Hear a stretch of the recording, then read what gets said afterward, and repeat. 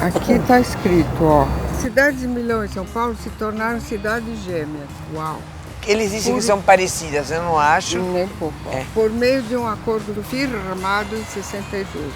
No mesmo ano, o prefeito de Milão inaugurou naquela cidade italiana o Largo Brasília. A gente tem que ver lá como é que Em Milano.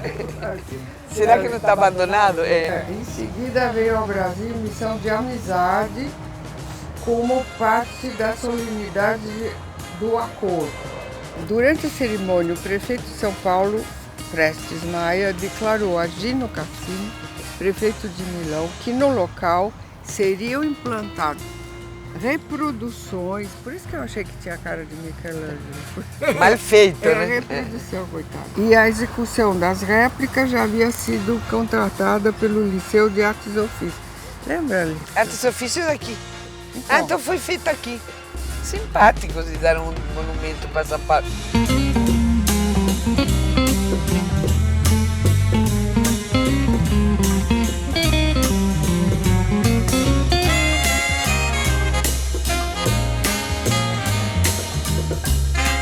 Ei, tchau, città di Milano!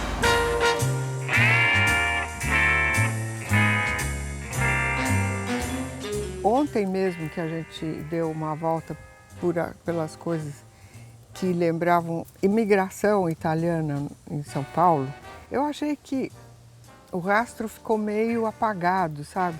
Não tem mais aquela força. No fundo, a Itália teve um papel mais, digamos, notável dentro da formação da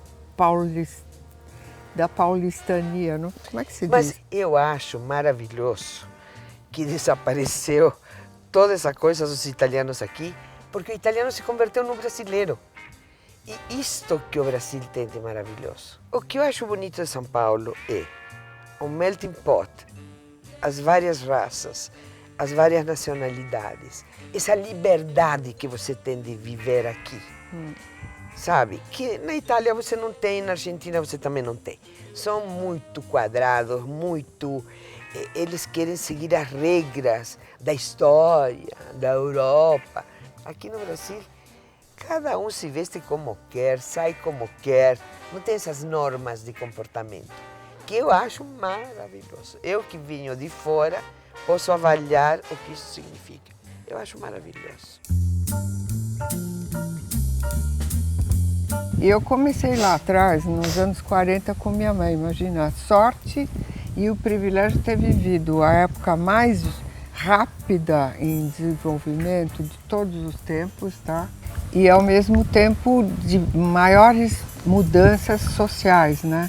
E obviamente o que era o elegante antigamente, que era tudo muito da elite, ele foi se transformando ao longo dos tempos, acompanhando o comportamento, que é uma coisa que eu tenho que conhecer e acompanhar para entender a linguagem da roupa, né? Como é que se diz? O consumo de massa começou, na arte teve o pop, porque era reflexo disso, as ideias dos jovens aconteceram nessa época. Então, a elegância ali deu uma desmunhecada, se assim se pode dizer. Não é mais um código, cada um faz o que quer, o que pode e tal, que foi a época que eu te conheci, que eu fiquei fascinada, porque ela diz, essa mulher faz a estética e a moda dela.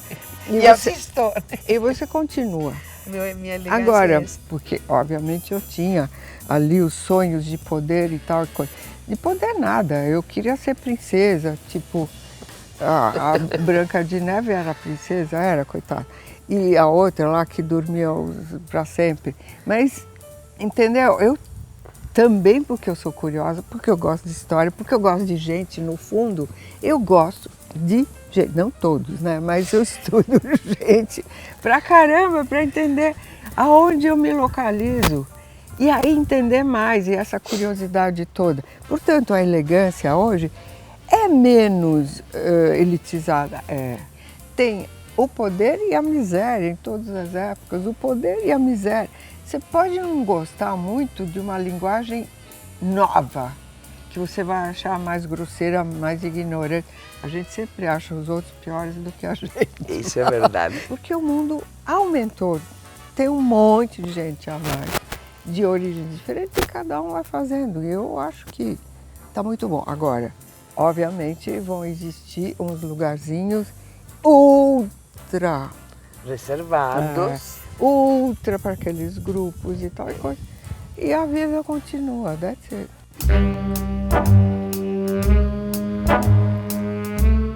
Ter estilo é continuar se reinventando sempre. É isso aí.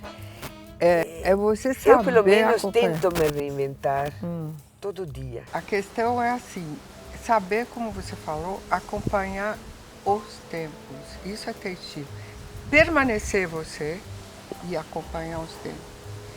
Sempre você mesmo, mas com a mudança do entendimento do agora, que é o grande lance, entende? Porque senão você acabou, você ficou no museu lá, enterrada. E você vê isso nas pessoas, é tão impressionante. Eu consigo ver, assim, as minhas amigas que ficaram num certo período, eu posso até apostar o período em que elas ficaram. Ai, que horror. Agora, com essa idade avançada que eu estou, adoro uma frase da Elsa Soares que diz assim: que idade você tem? Né? Ela diz 24 horas. E eu vou usar essa frase dela para dizer a minha idade. Eu acho que agora, não sou eu, mas muita gente vive hoje, sabe? Chega de passado, o futuro, não. Vamos viver enquanto estamos aqui, desfrutar de momentos maravilhosos e alguns não, né? É o que nos pertence, é o que temos para o momento.